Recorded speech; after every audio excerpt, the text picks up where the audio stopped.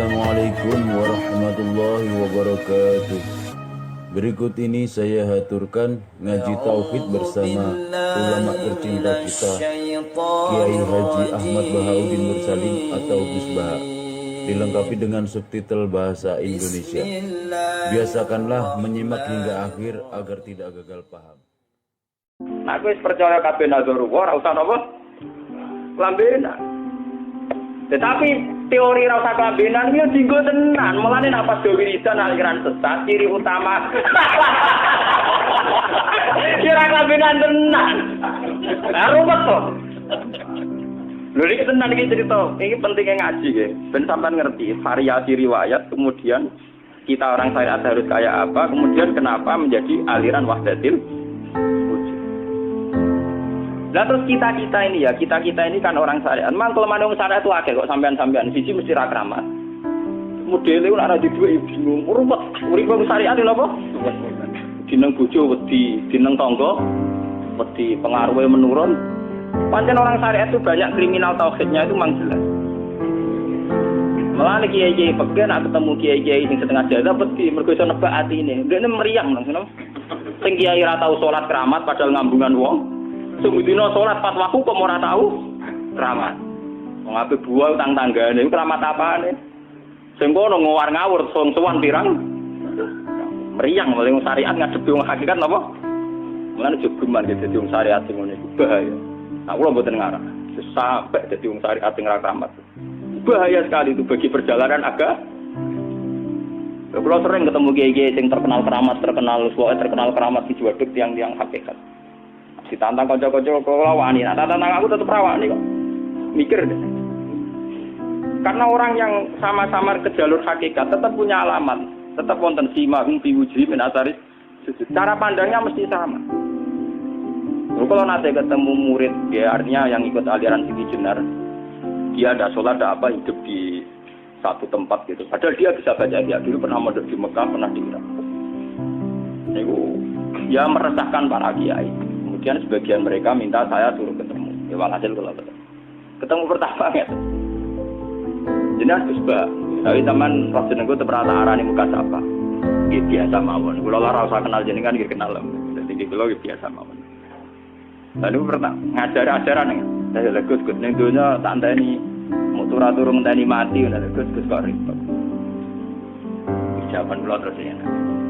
Sampai ada wong hakikat ngenteni mati bareng. Ya mati yo saiki. Sok ngenteni saiki padha-padha wis napa? Ya saiki padha-padha wis. Wis padha kabeh. Nah, cara ilmu hakikat itu kan terus sama semua. Napa? Sama semua. Tadi makanya itu tadi. Kula baleni malih iki. Logika hakikat itu begitu ya. Roh itu ditiupkan oleh Tuhan ke kita. Kemudian roh karena ikut alam fisik, alam jasad, roh ngalami yang kita alami. Nggih. Ketika roh ngalami yang kita alami, dia tersiksa. Nah, ketika roh sudah terpisah dari jasad yang mengekang, yang memenjara ini, dia senang terus kembali ke Tuhan. Ini disebut inna lillahi wa inna ilaihi. Nah, jasad ini kemudian menurut ilmu hakikat tidak ada gunanya sama sekali total. Hilang di telan tanah. Nah, kalau begitu jasad ini nak mbok agul-agulan. Gusti bathuk kula tak nggo sujud tangan kula ndi buktine tangan wis ra ono. Bathuk wis ora. Mulane dari Siti Jenar hanya wali bodoh kayak kalian yang punya ajaran bodoh begitu. Malah rasupan terus. Mulane Sunan Kalijaga semangat kon mateni mergo tambah omongane glodro ndi. Tapi yang enggak disadari Siti Jenar yaitu tadi. Inti dari ilmu hakikat itu kan tunduk sama kersane Tuhan. Kalau sudah tunduk pada kersane Tuhan, kalau kersane Tuhan, roh kita harus di jasad.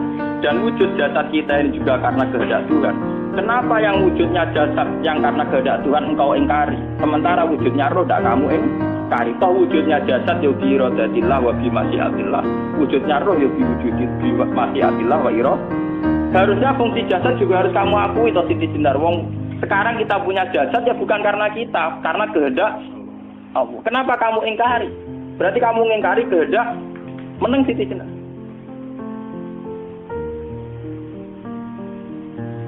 Makanya hakikat yang pertama Jaim itu pasti khayal. Lah Siti Jenar itu hakikatnya baru yang sampai khayal itu. Jika dia tersesat. Sebetulnya kalau sudah hakikat beneran itu tidak perlu khayal begitu. Artinya tidak perlu khayal jasad kita yang senajan ora ana gunane ini. Tetap ya wae wujudnya karena kehendak Allah. Juga kita harus terima. Apapun kekurangannya, apapun kenaifannya, ironisnya harus kita terima. Ini sebagai bentuk penerimaan kita pada masyiatil. Begitu juga keadaan roh kita sebagai penerimaan atas masyiatil. Meskipun ada teori-teori roh yang lebih valid. Lebih valid misalnya begini. Kanjeng Nabi itu suatu saat ininya terputus karena perang Uhud. Itu Kanjeng Nabi dia dolanan drijine ini. Napa cara napa jari jemari ini Nabi iki dolanan. Jadi Nabi sendiri kadang sering ngajarkan ilmu hakikat. Hal lagi illa usbun udmiyat wa fi sabilillahi ma lafi. Kowe ora trimo fisik, bentuk fisik jari jemari sing ditebir berdarah. Tapi nak kowe wis fisabilillah ayo wis balik ning habitatem. Sehingga kenapa para sahabat itu ketika dicincang, ketika putus tangannya, putus kakinya, sahabat yang usul ke ilmu hakikat itu malah senang. Karena jasad kita ini kan ila sabilillah menuju jalan Tuhan. Sekali dia sudah terluka fisabilillah itu sudah menemukan formatnya. Cara teori Cina sudah menemukan formasinya. Paham gitu? Orang kok malah ngeluh itu berarti goblok kan ngeluh, paham lah. Paham kenapa? Jadi makanya Nabi ngertikan ya itu sudah ketemu formatnya. Ketika rohnya para syuhada nanti kembali ke Tuhan, dia ketemu formatnya lagi. Itu disebut wala taqulu lima yuqtalu fi sabilillah amma. Dia tidak mati sesuai formasi awal, yaitu roh kembali ke Tuhan dan jasad ikut mengawal. Nah itu Nabi kadang ya pakai ilmu hakikat begitu. Mulane kula bolak-balik matur, kula niku nggih mulai umur 20 tahun napa pinten. Kula niku asline nggih gadah penyakit dan ekstrim penyakit saya. Sampai saat ini kalau nak ngobatno tidak lebih 50%, karena saya tetap berpikir. Misalnya cara syariat berobat, tapi cara hakikat apa betul keberadaan saya di alam ini penting.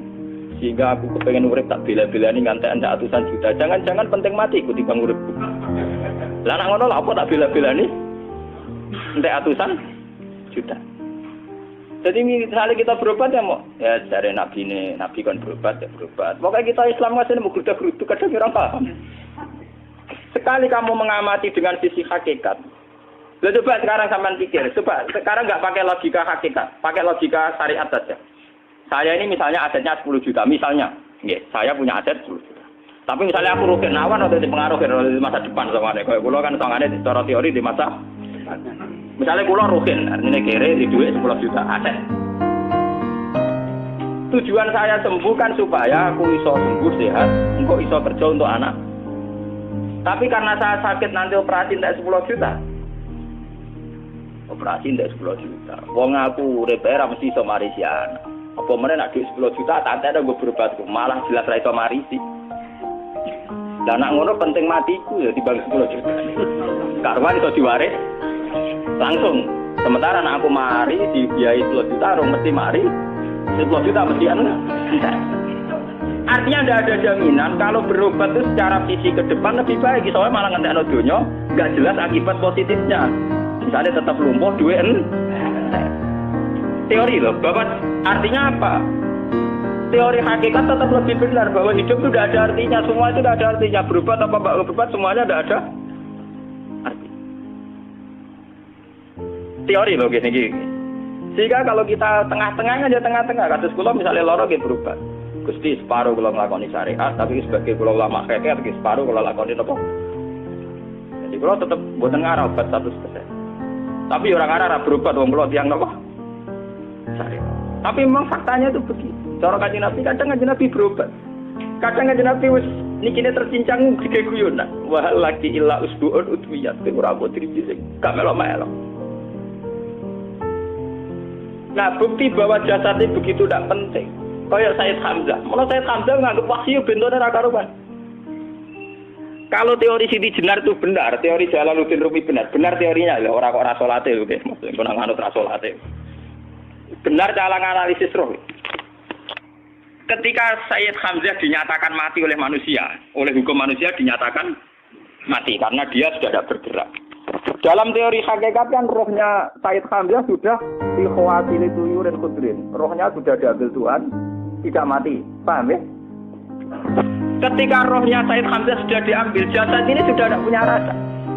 Sekarang secara syariat kasat mata kita tahu, wong jasad nak diinfus, di sayat-sayat dioperasi ora kroso. Apa meneh saiki ruhe wis bisa. Lah ya jasad itu cek gampange dioperasi dibius saja terus tidak kerasa. Apalagi rohnya sudah diambil. Lah saiki bayangkan ketika Sayyid Hamzah itu sudah di atas. Niku kira-kira delok wahsi ra wong bento. Lho wong kok baca igabus. Ketika jasad benar-benar tidak penting, kemudian jasadnya Sayyid Hamzah kan dicincang oleh wahsi. Ketika rohnya sudah diambil kan Hamzah tidak merasakan. Berarti Sayyid Hamzah guyu-guyu wahsi cek pintu nih bagus dicincang. Paham ya? Lho niki tenan. Artinya ketika pandangan manusia iba kepada Sayyid Hamzah karena dicincang dimutilasi oleh wahsi tidak ngalami Pak Sinten, Sayyid Hamzah tidak ngalami apa-apa karena rohnya sudah bersama Tuhan. Dan iso wae Sayyid Hamzah malah guyu-guyu wahsi cek goblok gabus kok di lah nak ngono rak mirip. Makanya dalam hal ini itu dalam teori roh itu sebetulnya Siti Jenar tidak sesat dalam teori roh. Tapi jangan katakan itu penemuannya Siti Jenar. Siti Jenar itu terlambat. Sebelum itu ada Husain Al-Khallas, sebelum itu ada Jalaluddin Rumi, sebelum itu juga ada sahabat, ada nabi. Cuma cara aplikasinya Siti Jenar melenceng. Jadi jangan katakan kok tak kampus-kampus itu pendapat Siti Jenar itu malah goblok meneng. Siti Jenar itu sanut, paham nggih maksud apa? Wis sanut. Nah, teori yang sama terjadi pada Yesus Kristus. Ketika Yesus misalnya secara lahir dicincang, dimutilasi, diapakan oleh orang Yahudi. Sebetulnya rohnya dia sudah bersama Tuhan, kembali ke Tuhan Bapa, nah cara Kristen. Nah cara Islam ya balik ning pangeran. Andaikan itu iya, itu ya tidak ada masalah karena hakikatnya dia tidak dicincang, tidak dibunuh. Andaikan iya lah, tentu menurut Islam yang dibunuh Yudas atau siapa itu yang masuk dia. Tapi sama sebetulnya teorinya sama. Kalaupun dia tidak ada masalah. Oke, kalau misalnya Nabi Isa karena ada kontroversi menyangkut dia atau Yudas. Sekarang yang Zakaria dan ya Zakaria itu dicincang betul oleh orang Yahudi. Matinya dimutilasi.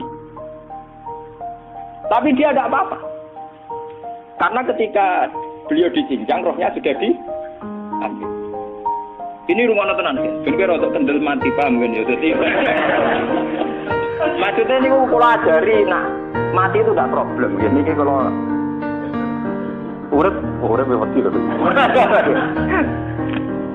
Nah ini bersamaan paham ya. Kaitan la ilaha illallah ini nanti semuanya sama kaitan sama apa? La ilaha illallah. Ini nanti ujungnya sama dengan la ilaha illallah. Begitu juga seterusnya. Misalnya Yahya kalian sinten? Zakaria. Ketika Tuhan ditanya, jadi tenggene alam malakut pangeran ditakok, ya Allah, Yahya dan Zakaria itu kan hamba pilihan engkau. Ketika dicincang kok jenengan biarkan. Endi Yahya Zakaria dicincang? Aku iku ora goblok dari pangeran. Sedurunge dekne dicincang jasate ruhe tak jipuk. Dadi dekne